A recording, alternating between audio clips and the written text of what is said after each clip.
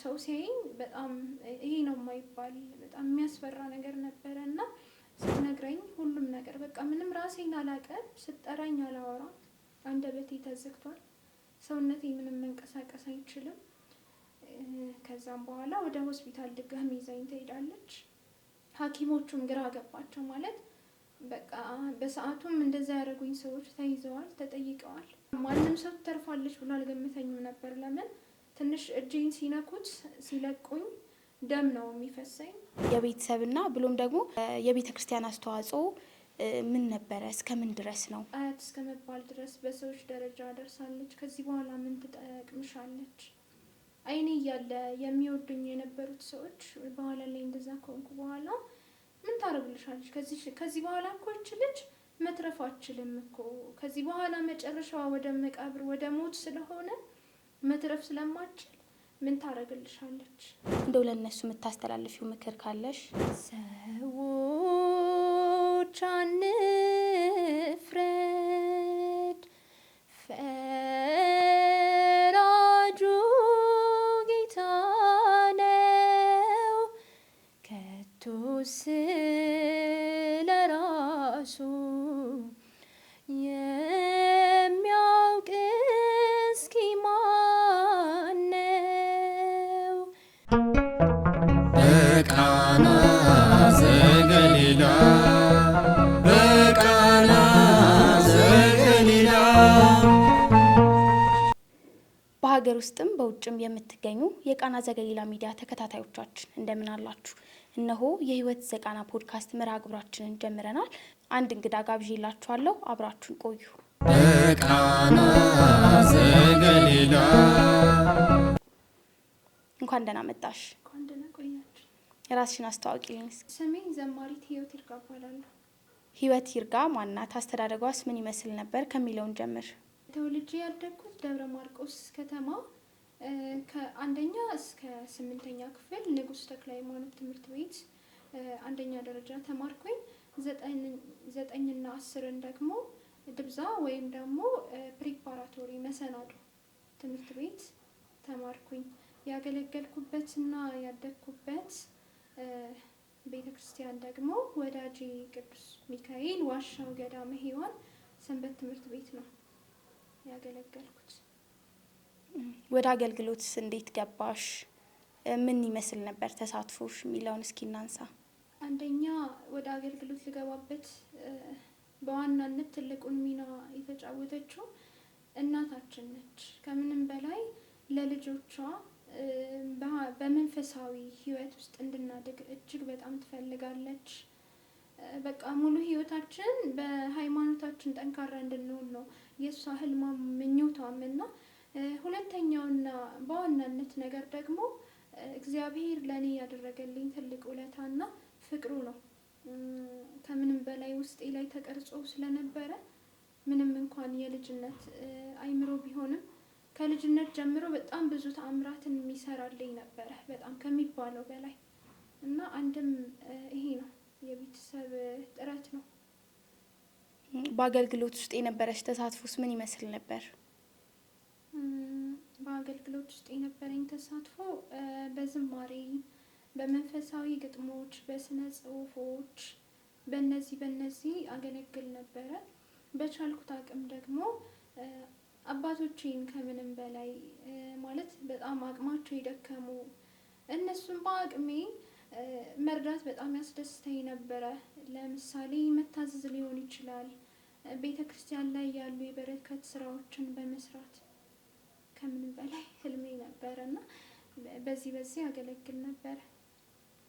አሁን ደግሞ እስኪ ወደ ራስሽ እንምጣና አይንሽ ላይ የደረሰው ጉዳት እንዴት ተፈጠረ የሚለውን እስኪ እናውራ። አዎ አሁን ላይ እንግዲህ እንደዚህ ከሆነ 8ኛ አመቱን ይዟል እና በቤተሰብ ውስጥ እንግዲህ ምንም ነገር ሳይኖረን ፍቅር ብቻ ሰላም ብቻ በመኖሩ እናትና አባቴ እጅግ ተዋደው ተከባብረው የሚኖሩ ነበሩና ሁላችንም በፍቅር በሰላም በእንክብካቤ ነው ያሳደጉን። አንድ ቀን እንኳን ቤታችን ላይ ይሄ ገባ ተብሎ አይታወቅም ነበረ። እናት አባቴ ሁሌም በጸሎት ሁሌም በቃ ማለት በመንፈሳዊ ቃል እየነገሩ ምን እያሉ ነበር ያሳደጉን እና ግን በመካከል እንደዛም እየሆነ በሰው እየተመሰለ ጠላት ከቤታችን አይጠፋም ነበረ።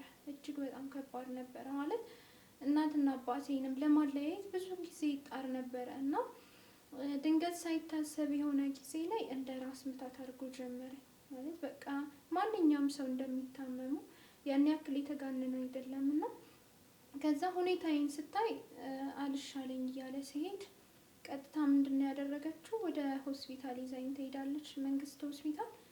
ከዛም ይሄ ማስታገሻ ይሆናታል ተብሎ የተሰጠኝን መድኃኒት እንደወሰድኩት ወዲያውኑ ሰውነቴን ማጠቋቆር፣ መቁሰል፣ ጥፍሬ እስከ ይሄኛው እስከ መነቃቀል ድረስ እዚህ ጋር ፊቴ ላይ በቃ ብዙ ነገር ነበረ። ማለት በሰዓቱ ሰው ሲያየኝ በጣም ይሄ ነው የማይባል በጣም የሚያስፈራ ነገር ነበረ እና እንደወሰድኩት ጠዋት ላይ ራሴን ስቼ ነው ያገኘችኝ።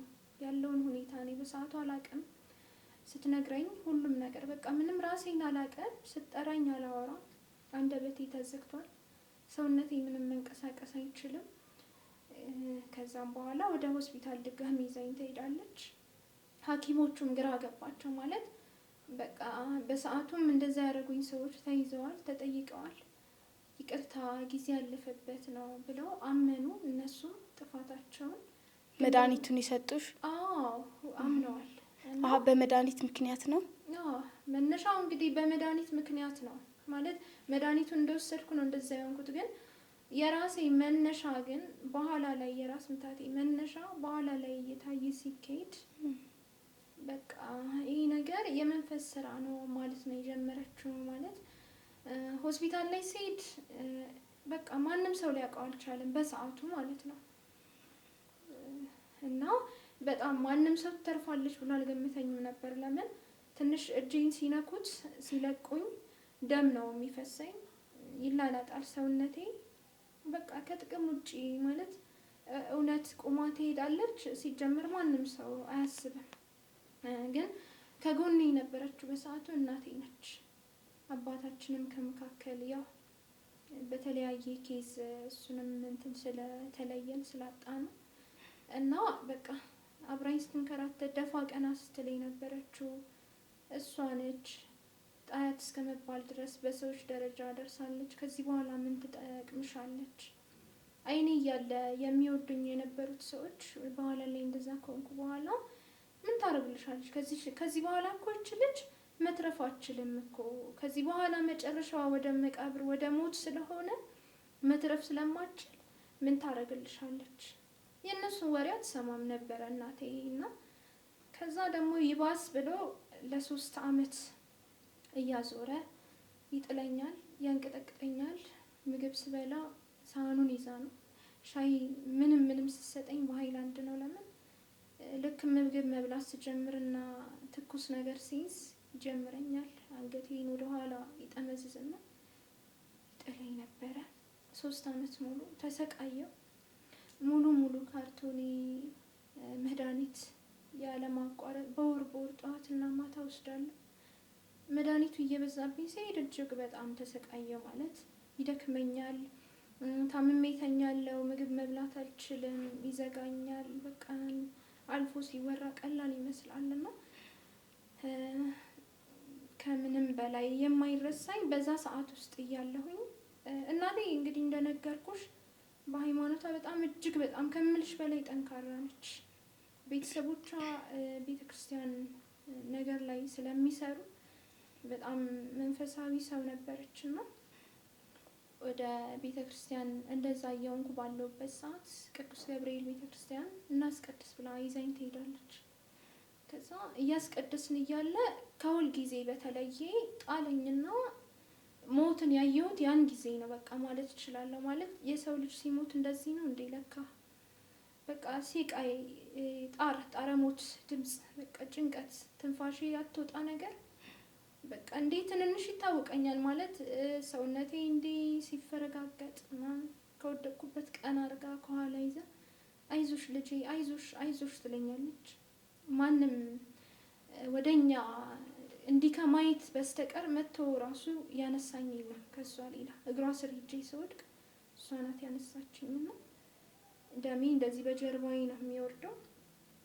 በኋላ ላይ ልክ በቃ ትንፋሼ ልትወጣ መሆኑን ይሰማኛል።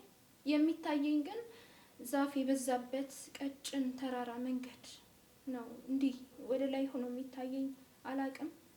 ከዛ ልክ በቃ እያቃተኝ እያለ እናቴ ብዬ ለመጣራት አንደበቴ ተያያዘ። በቃ ትንፋሽ ልትወጣ ስትል ከዛ ልክ በመስቀል የሚዳስሰኝ እንዳለ ነገር ማንም ሰው ከጎኔ የለም፣ ግን ግንባሬን እንደዚህ እያደረገ ሲዳስሰኝ ይታወቀኛል። ልክ ያ በመስቀል የሚዳስሰኝ ነገር ሲታወቀኝ ልትወጣ የነበረችው ትንፋሼ ተመለሰችና እፎይ ነው ያልኩኝ። በቃ ከጭንቀት ስመለስና የቅድስት አርሴማን ጸበል ከቅዳሴ በኋላ ወስዳ ስታስጠምቀኝ እንደ ነገ ደግሞ የሚገርምሽ ቀጠሮ ነበረኝ። መድኃኒት የተሰጠኝ የእድሜ ልክ ተብሎ ነበር የተሰጠኝ እና በሰዓቱ የሚታየኝ ከዚህ በኋላ ትምህርቴን በቃ አልማርም እሞታለሁ ነው። በቃ እኔ በዛ በልጅ አይምሮ የማስበው ጓደኞቼ ትምህርት ቤት ሲሄዱ ቤተክርስቲያን ሲሄዱ ቀን አለው በቃ ተስፋዬ እየመነመነ ሄደና ጸበሏን አስጠምቃኝ እንደ ነጋታው ወደ ቀጠሮ መድኃኒት ለመውሰድ ነው። ግን መንስኤው ታውቋል በጤና ባለሙያዎች? ይሄ የሚጥለው አጠቃላይ በሽታው የአይንሽን ጀምሮ ማለት ነው። የሚጥለውን በሽታ የነርቭ በሽታ ነው ያሉት። የነርቭ በሽታ ነው የተባለው። የአይኔ ጉዳይ ደግሞ በቃ መድኃኒቱ በሰዓቱ ኮርኒያዋ ተቃጥሏል። መጀመሪያ ማንም ያወቀው የለም፣ ግን አሁን ጊዜ እያለፈ ሲሄድ ነው የኮርኒያ ችግር መሆኑ የታወቀው። እሱን ያው በኋላ ላይ የምገልጸው ይሆናል። እና እንደ ነጋታው ሄጄ መድኃኒቱን ልንወስድ ሄደን የተከሰተው ተአምር እንግዲህ እድሜ ልክ የተባለው መድኃኒት ገባን። እስቲ ቆይ አለና ዶክተሩ ድጋሚ ምርመራ አደረገልኝ። ምንድነው ዶክተር ያየኸው ነገር አለ እንዴ ምናምን ስትለው አይ እስቲ ብቻ ድጋሚ መመርመር አለባት ምናምን ብሎ ተመረመርኩ። እንዴ ነርቭ ነው እኮ ብለን ነበረ በሽታው፣ ግን ነርቧ እኮ ጤነኛ ነው ምንም ችግር የለባትም አለኝ። በቃ እናቴ በደስታ ማለት ድንጋጤም ጭምር ታክለውበት ማንባት ጀመረች። ስለዚህ ከዚህ በኋላ መድኃኒቱን መውሰድ የለባትም መድኃኒቱ ቆሟል ተባለ። ግንቦት 6 ቀን ነበረ። የሚገርመው የእናቴን ጸበል ተጠምቄ በዕለተ ቀኗ የሚጥለው በሽታ የሚያንቀጠቅጠው ነገር ሁሉ የለም። ዳንኩኝ በቃ እና ትምህርቴን ጀመርኩኝ ማለት ነው። ወደ ሰንበት ትምህርት ቤት ተመለስኩኝ። ከዛ ቀድሞም ያው አገልጋይ ነበርሽ ማለት ነው? ከመካከል ነው በልጅነታችን የሰባት ዓመት ምናምን ልጅ ሆኜ ነው ያስጀመረች።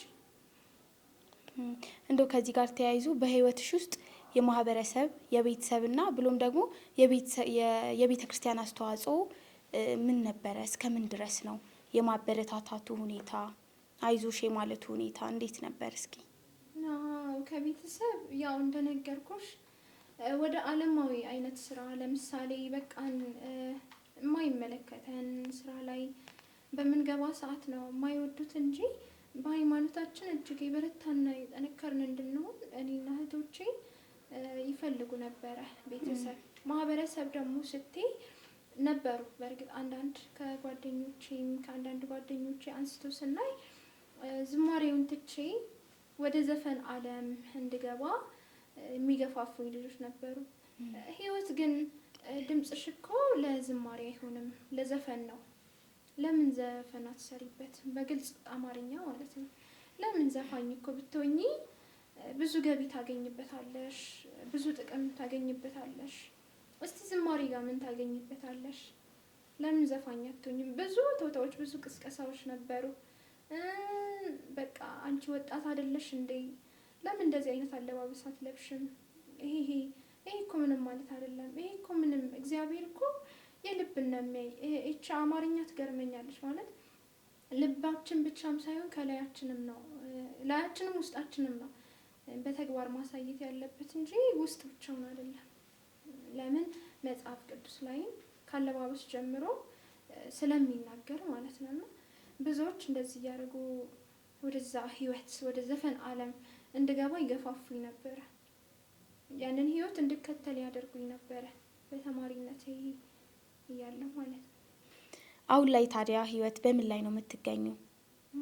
አሁን ላይ እየተገኘው ያለሁት እንደነገርኩሽ ያው እስከ 10ኛ ክፍል እዛ ተምሬ እንደጨረስኩኝ ቀጥታ ወደ አዲስ አበባ መሄድ አለብኝ ብዬ ነው ያሰብኩት። ለምን ከእናቴ ጋር ያው 5ኛ ክፍል ስደርስ ስለሆነ የተለያየ ነው። ለምን በእኔ የተነሳ ቤቷን ሁሉ ነገሯን ነው ያጣችው፣ እኔን ለማሳከም ማለት ነው። እና ተከራይታ ነው ያኖረችኝ እናቴ። ለእኔ በጣም ብዙ ዋጋ ከፍላለች። ማለት መለየት ሳትፈልግ ህይወት ስላስገደደቻት ብቻ ተለያየን። ከዛም በኋላ ህይወትን ብቻዬን ነው እዛም የገፋሁት። እንዴት ቢባል የደብረ ማርቆስ አይነ ስውራን ማህበር ስለነበረ እዛ ገብቼ መቀጠል ጀመርኩኝ። ያው ትንሽ ከባድ ነበረ። አንደኛ ራሳችንን የምንሰራው ምናምን፣ ምሳ ከራሱ ቢሆን የሚሰጥሽ ቀሪው ከኛ ነበረ። ምግብ የምናበሳስል ራሳችንን፣ የአስቤዛ መግዣ አለ፣ ብዙ ነገር ሴት ነሽ እና ብዙ ነገር ያስፈልጋል። ብስኩት ሁሉ አዙሬ እስከ መሸጥ ደርሻለሁ። ግን እንደዛም ሁኜ ኑሮዬን ሙሉ ለሙሉ ላሳካው ስላልቻልኩኝ በዛ ላይ ደግሞ በጣም በጓደኞቼም ዘንድ እጅግ በጣም ስቃይ ይደርስብኝ ነበረ። ማለት እኔን አግልለው እስከ መሳቅ እስከ መጫወት፣ እኔ በቃ ቤተክርስቲያን ሂጄ ከማልቀስ ውጪ በቃ ባዶነት ተሰማኝ። ማለት ትምህርት ቤት በሄድኩበት ሰዓት የቤት እቃዬ ውጭ ላይ ተወርሮ ነው የማገኘው። ሶሻል ላይፍ ነው የምንኖረው አንድ ላይ እንደ ዩኒቨርሲቲ ማለት ነው ማህበሩ። እና በጣም ስቃዩ በረታብኝ።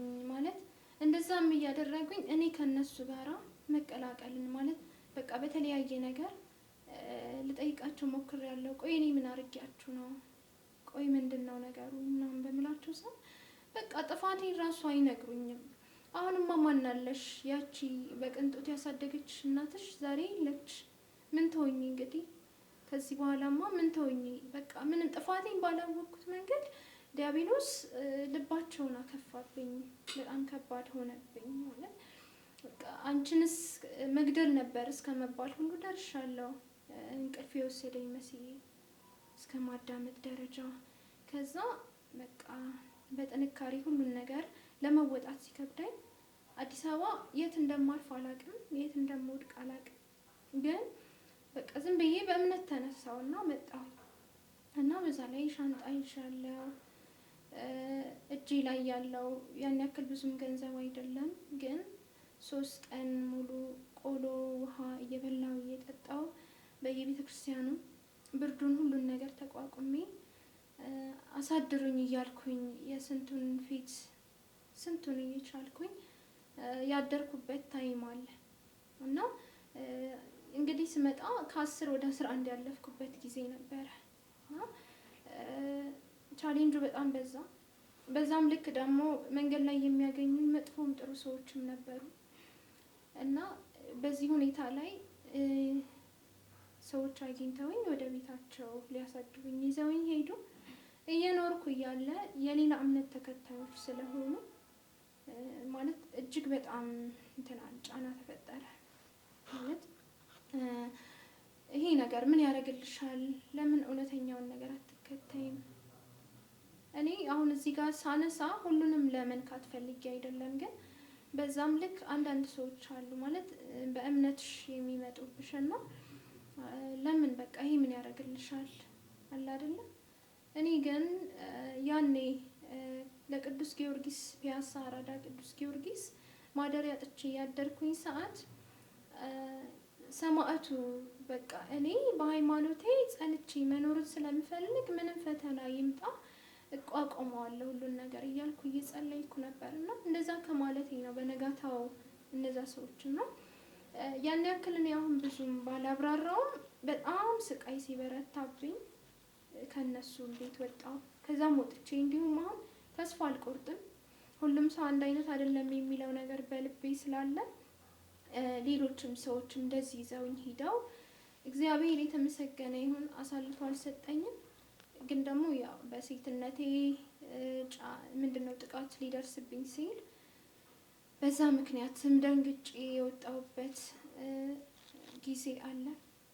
ያንን ሁሉ ካለፍኩኝ በኋላ አንዲት ጓደኛዬ ከስንት ጊዜ በኋላ እኔ ያለሁበትን ህይወት ለማጣራት ስትደውል ሁሉም ነገር ያለውን ነገር ነገርኳት። እሷ ምንም ሳይኖራት ተቀበለች።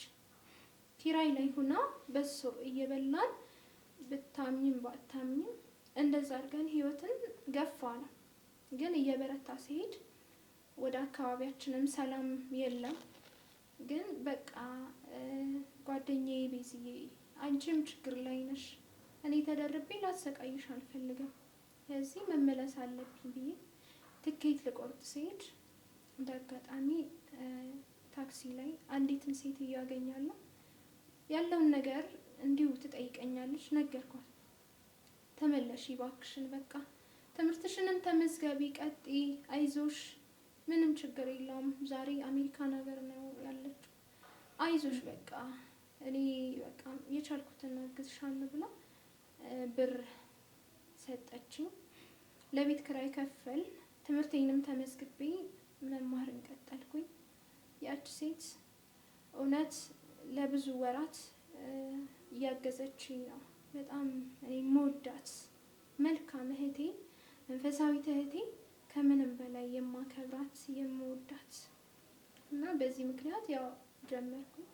ከትምህርቴም ጎን ለጎን አልፎ ተርፎ እግዚአብሔር በቃ በተገፋውበት ልክ ሰዎችን መልካም እያደረገ ካሳኝ። እውነት በቃ የነጻ እድል ትምህርት አግኝቼም ለ6 ወር በጋዜጠኝነት ተምሬ እንድመረቅም ሆነ ከዚህኛው ትምህርቴ ጎን ለጎን በተጨማሪና ያው ዛሬ ላይ ከጓደኛዬ ጋር እሷም በህይወት መንገድ ማለት ሌላ ስራ ስላገኘች ሩቅ ቦታ ስለሄደች እኔ ፈረንሳይ ኬላ ጋር ተከራይቼ አሁን እየተማርኩኝ ነው የምገኘው።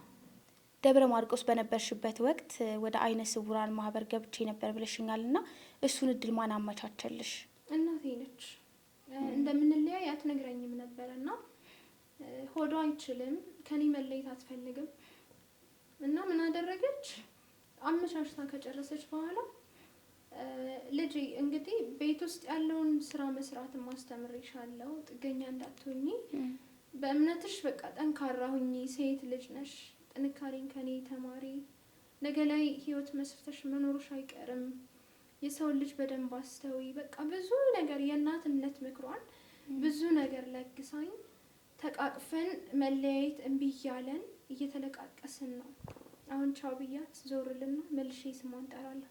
አሁን ቻው ትለኝና መልሳ ልጄ ትለኛለች። ዞር በቃ ያንን ነገር አሁን ድረስ ሳስታውሰው ራሱ ብቻዬን ሁኜ የሚያስለቅሰኝና የሚያስነባኝ ነገር አንድም ይሄ ነው። ከምንም በላይ እኔ ከቤት ከመውጣቴ ከእሷ ቤት ከመውጣቴ ያን ቀን ቤት ሁሉ ገብተው ብቸኝነቷን አይተው እስከ መዝረፍ ድረስ ወርቋን ገንዘቧን እስከ መዝረፍ ድረስ ደርሰዋል። ብዙ እናቴ ብዙ ነገር እኔ ያው ቀለል አድርጌ ያወራሁት እንጂ ታሪኩ በሙሉ ቢወራ እጅግ በጣም ማለት ስነ ልቦና የፈጠረብኝ ነገር ነውና እንደዛ ሆነን ነው የተለያየ ነው። ድምጿን የሚሰማሁት እዚህ አዲስ አበባ ከመጣ በኋላ ነው። ከ2 አመት በኋላ የእናቴን በህይወት መኖር ድምጿን መስማት አረጋገጥኩኝ ማለት ነው። በጣም ተፈተንኩ የምትይበት ጊዜ አለ? በጣም ተፈትኜ ተስፋ ቆርጬ ደግሞ ተመለስኩበት የምትይበት ጊዜ አለ?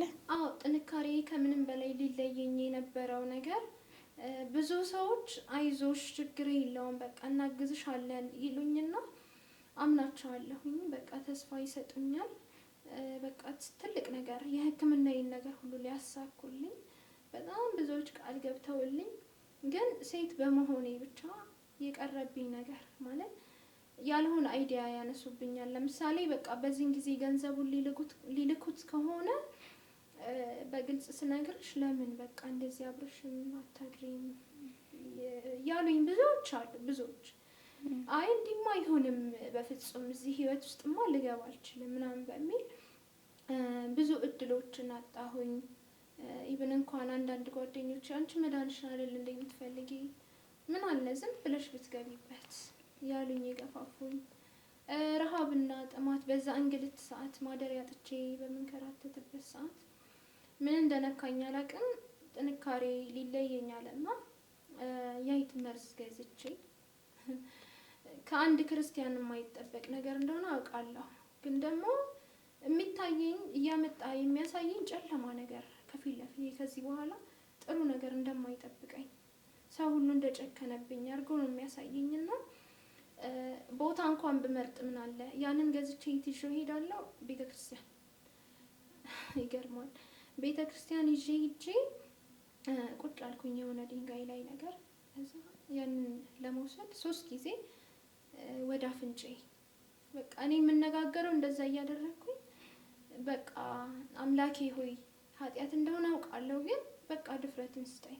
በምድር ላይም ስቃይ ከሆነ በቃ ሲኦል ልግባና እዛው ስቃይ ይሻላል። ሰይጣን ነው የሚመክረኝ እንግዲህ በእኔ እየተመሰለና 3 ጊዜ ወደ አፌ እያረኩኝ ሽታው እያስጠላኝ መድኃኒቱን ለመውሰድ ከበደኝ።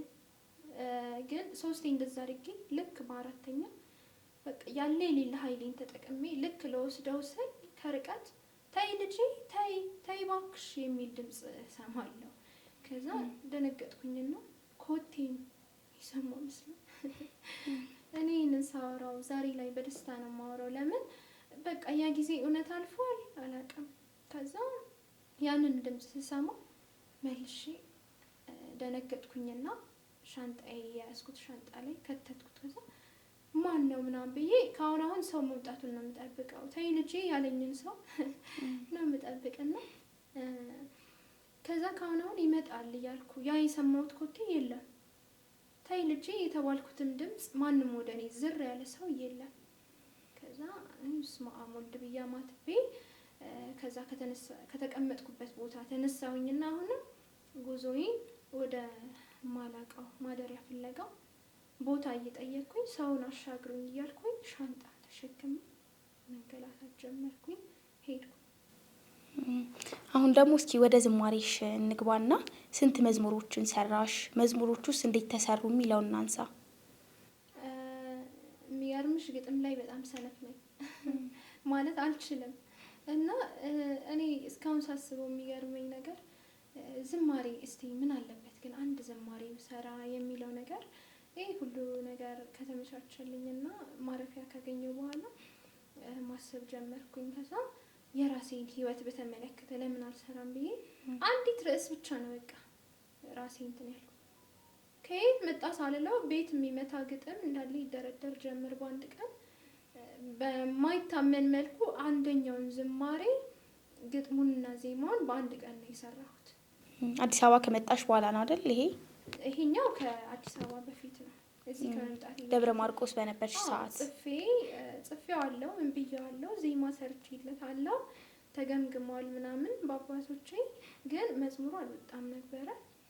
ከዛም በኋላ ዝማሬውን ልክ እንደመጣው አንድ መዝሙር ቤት የሚሰራ ሰው ነበረና ለምን ቲክቶክ አልሰራልሽም ምናምን በሚለኝ ሰዓት እሺ ብዬ መዝሙር ዘመርኩና እንግዲህ በዛ ችግር ውስጥ መካከል ሆኜ ነው የእግዚአብሔር ኃይል መቼም ያበረታል። ከዛ ዘምሬ በለቀቁበት ሰዓት ስልክ ተደወለ። ስልኬን ጭምር ነበረ ጽፎ እንትን ብሎት የነበረውና የት ሆነሽ ነበረ መዝሙሩ የተሰራውና የተለቀቀው? መዝሙሩ የተሰራው እዚህ አዲስ አበባ ነው። እሺ የመዝሙሩ ማሰሪያ ገንዘብ ደግሞ ያገኘሁት ደብረ ማርቆስ ሆኜ አንድ ልጅ ነበረ ቲክቶክ እሱ እየዘመርኩ ይለቀቀልኝና ከዛ እንደዚህ አይቼሽ ነው አይዞሽ እህቴ በርቺ ምናምን በሚል ደወሉልኝ። ገንዘብ ሰጡኝ። ወደ 12,000 ምናምን የሚሆን ብር ነውና ከፍዬ አንድ የንስሐ ዝማሬ ሰራሁ። እና መዝሙሩን የሰራሽው በዚህ አጋጣሚ ነው ማለት ነው? አዎ። አሁንም እየሰራሽ ነው? አሁን ላይ ደግሞ ቅርብ ጊዜ የሚለቀቅ ዝማሬ አንድ የእመቤታችንና አንድ የራሴን ህይወት ታሪክ በተመለከተ የሚለቀቅ ዝማሬ አለ። እሱን እየሰራሽ ነው አሁን? አዎ። ታዲያ ዘምሪልና ከመዝሙሮችሽ ውስጥ አንዱን። እሺ ከኔ ዝማሬ። እሺ አዎ። ሰዎች አንፍረድ፣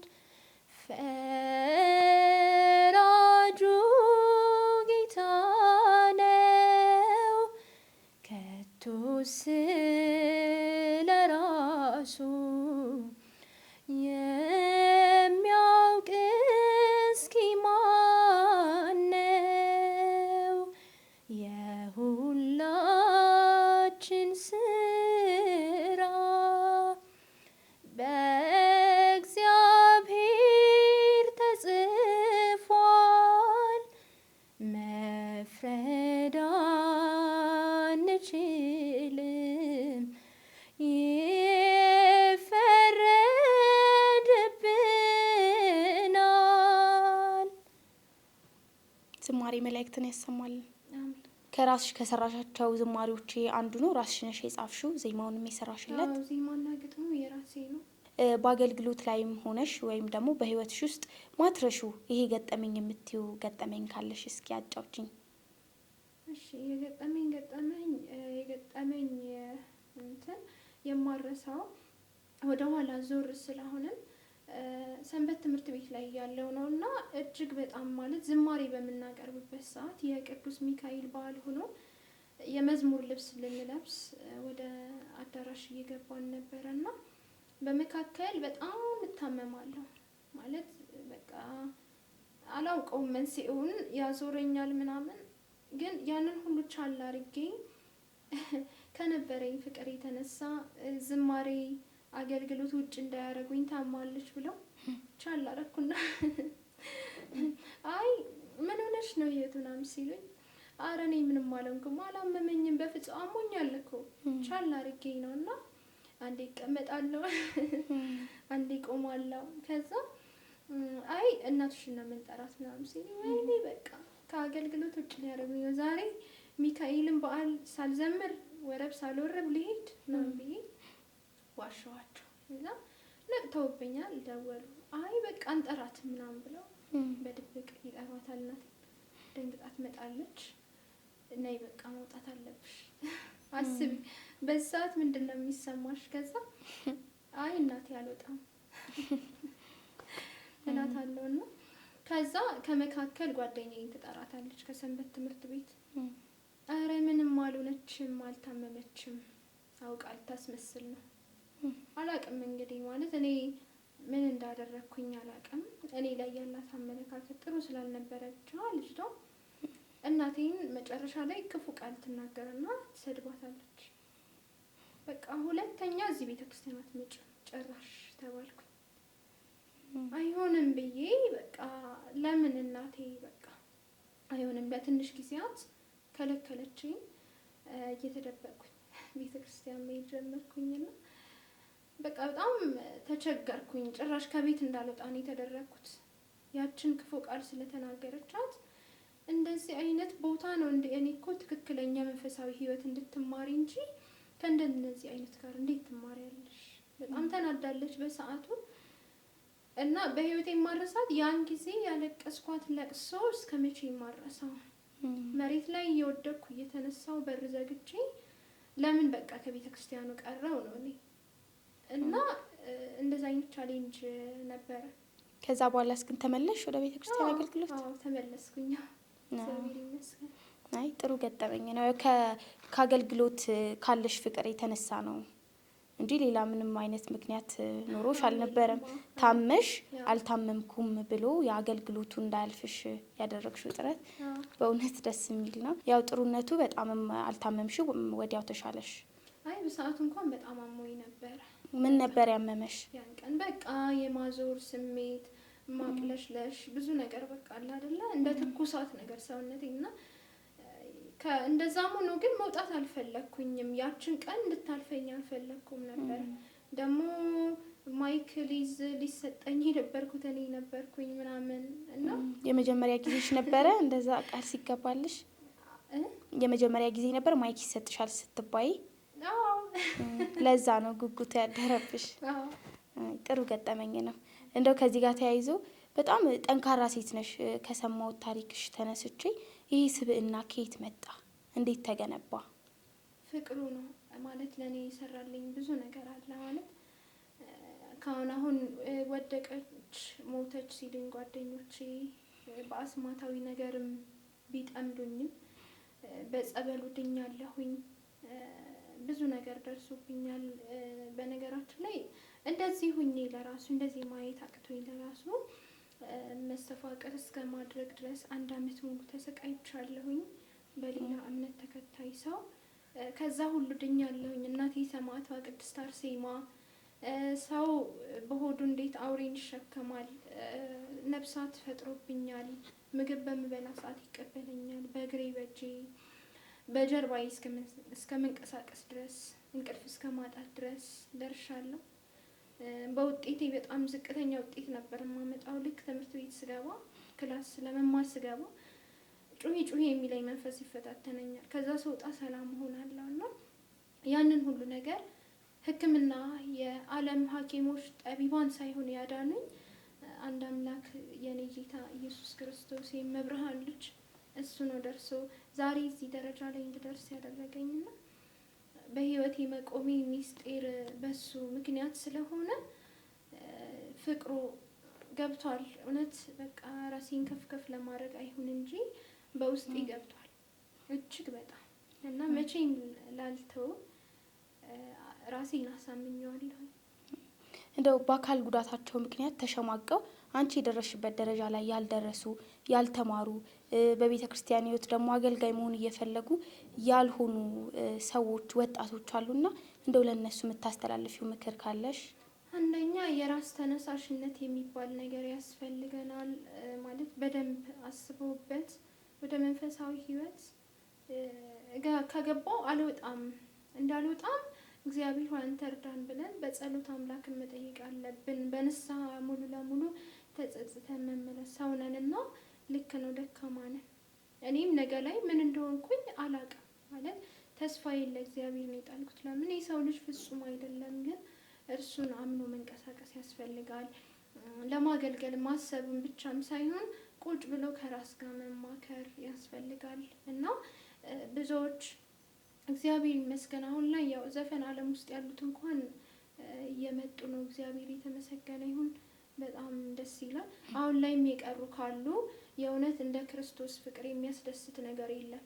እንደ መብርሃን ምልጃ እንደ እመቤቴ ምሕረት አሰጭነት የሚያስደስት ነገር የለምና በሆስፒታል እየተንከራተቱ ያሉ ሰዎች እውነት ነው እንደ ምድራዊ ስናስበው እግዚአብሔርን በሰው ላይ ሆኖ ይፈውሳል፣ አድሮ ያድናል።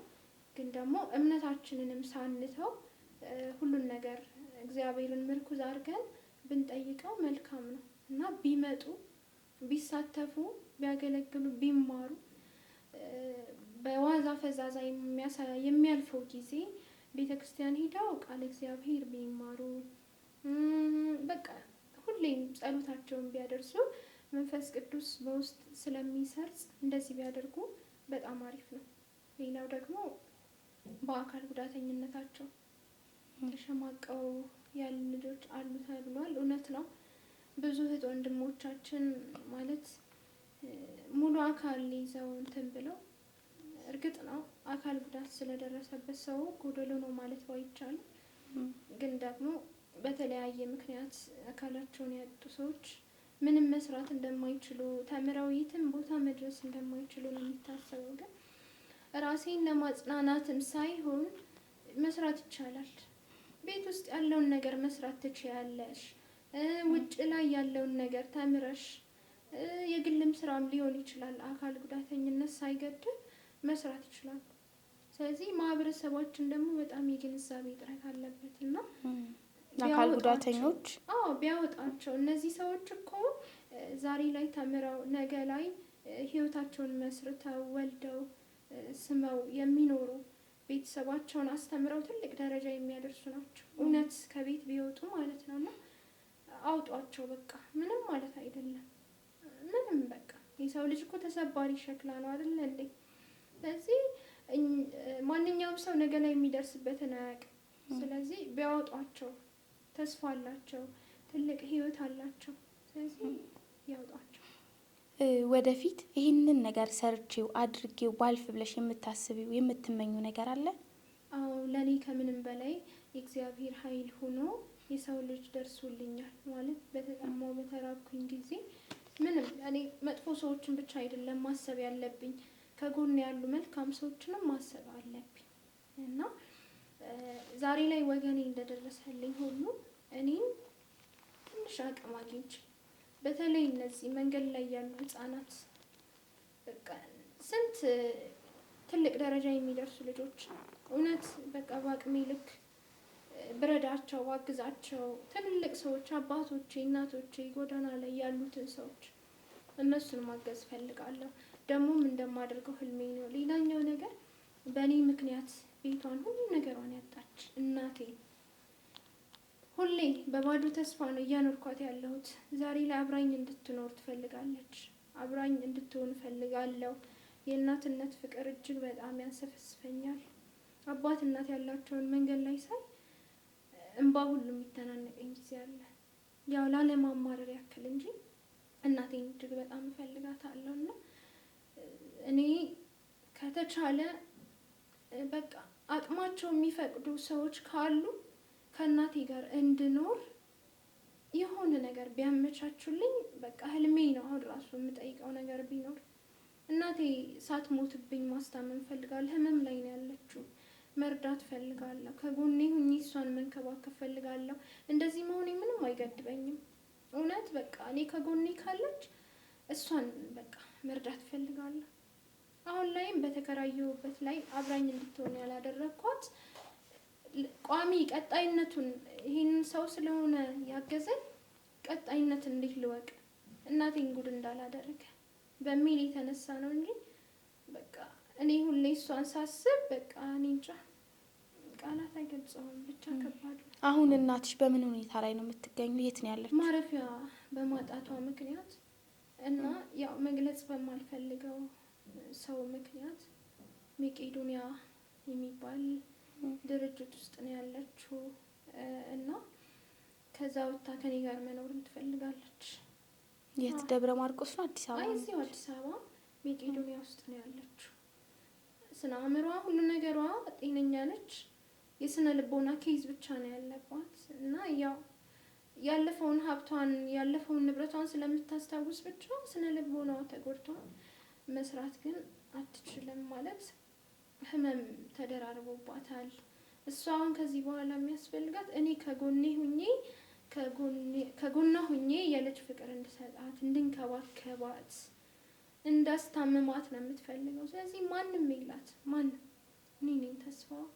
እህቶቼም ተበታትነዋል።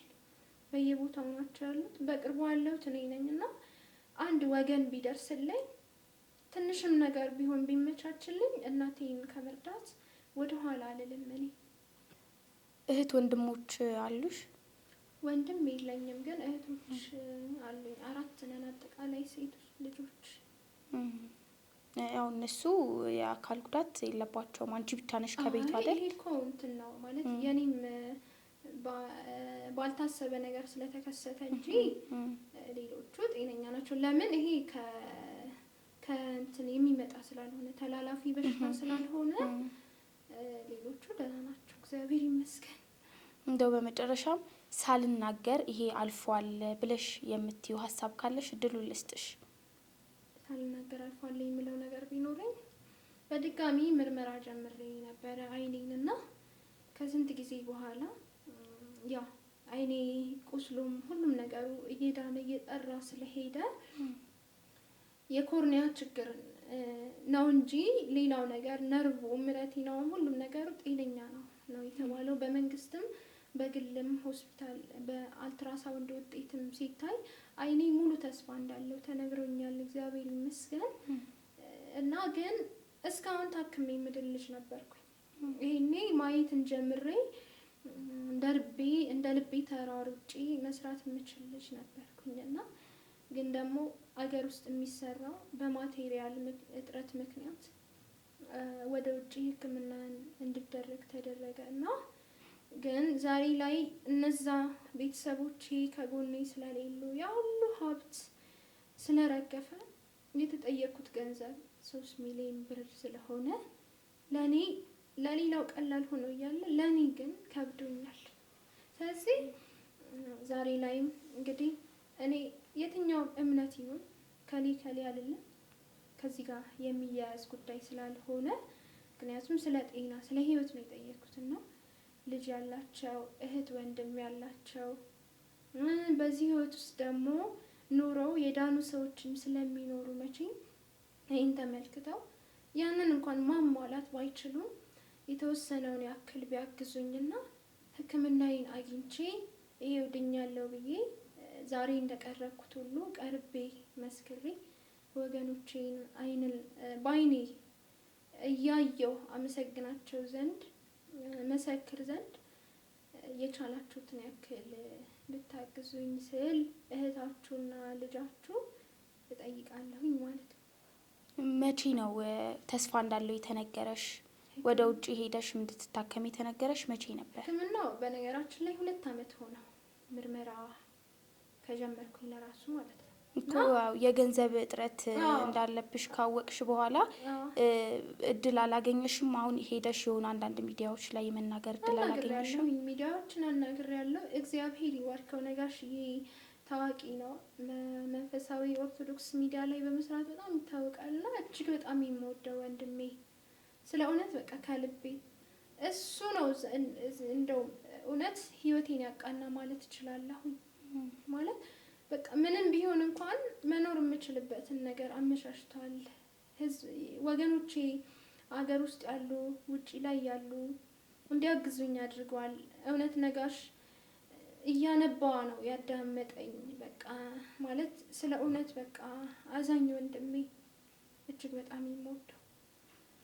በሱ ሚዲያ ላይ የገንዘብ ማሰባሰብ ተደርጎ ነበር? ተደርጓል። ግን ይሄ 3 ሚሊዮን ብር ግን አልሞላም። ነው የሆነብን። እጅግ በጣም ከባድ ነው። አሁን ሌሎች እህቶች ወንድሞቼ እየዳኑ ሰማለሁ።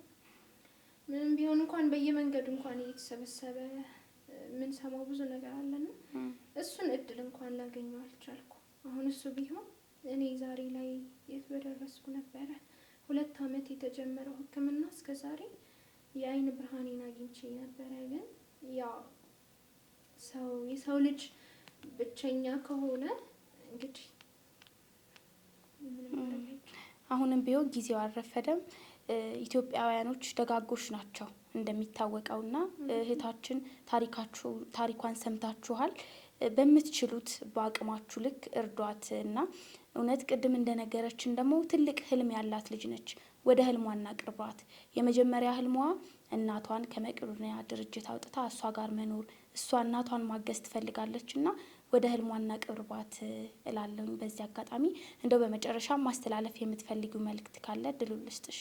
እስከ ዛሬ ከጎኔ የቆዩት ሀገር ውስጥም ውጭ ላይ ያሉት እህት ወንድሞቼ በጣም ነው የምወዳቸው፣ በጣም ነው የማከብራቸው።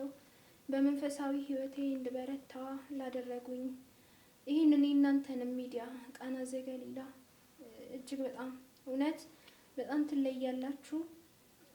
ነይ እህታችን ነይ ከኛ ጋር አብረሽን አገልግይ፣ እስቲ ከኛ ጋር እስቲ በዝማሬ ስሪ ብላችሁ የጠራችሁኝ በጣም እውነት ከምንም በላይ እወዳቸዋለሁ፣ ከምንም በላይ አከብራቸዋለሁ።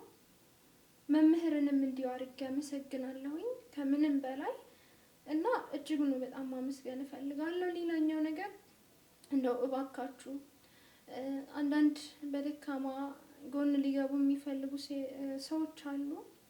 በሴትነትሽም ዙሪያ በምንም በእምነትሽም በምንም የሚመጡ ሰዎች አሉና ስለ ህሊናችሁ ብላችሁ በቃ እንትን ብትሉ ብታግዙ መልካም ነው እና እኔ አሁን ያልኩትን ነገር በቻላችሁት አቅም አግዙኝ። ለምን ሰው ነኝና መቼም የሰው ልጅ ሺህ ጊዜ ጠንካራ ቢሆንም ማንም ከሌላ አንድ ቀን እንትን ማለቱ አይቀርምና ወዳልሆነ ህይወት እንዳልገባባችሁ የቻላችሁትን ያክል ሁሉ አግዙኝ ብዬ አስተላልፋለሁ። አመሰግናለሁ። እኛም እናመሰግናለን ህይወት ለቃለ መጠየቁ እሺ ብለሽ እዚህ ድረስ መተሽ መልካም ፈቃድሽን ተቀብለን እኛም ደግሞ ይሄንን አድርገናል። በጣም ከልብ አመሰግንሻለሁ። እኛም በርቺልን እንልሻለን። አመሰግንሻለሁ። እሺ አመሰግናለሁ። ተመልካቾቻችን ከህይወት ይርጋ ጋር የነበረን ቆይታ ይህን ይመስላል። እንደነገረቻችሁ መታገዝ የምትፈልግ እህታችን ነች። ቅድም እኔም ደግሞ እንደነገርኳችሁ ግቧን አላማዋን እናሳካላት እላችኋለሁኝ። የነበረን ቆይታ ይህን ይመስል ነበረ። በሚቀጥለው ሳምንት ከሌላ እንግዳ ጋር የምንገናኝ ይሆናል። ቸር ቆዩልን።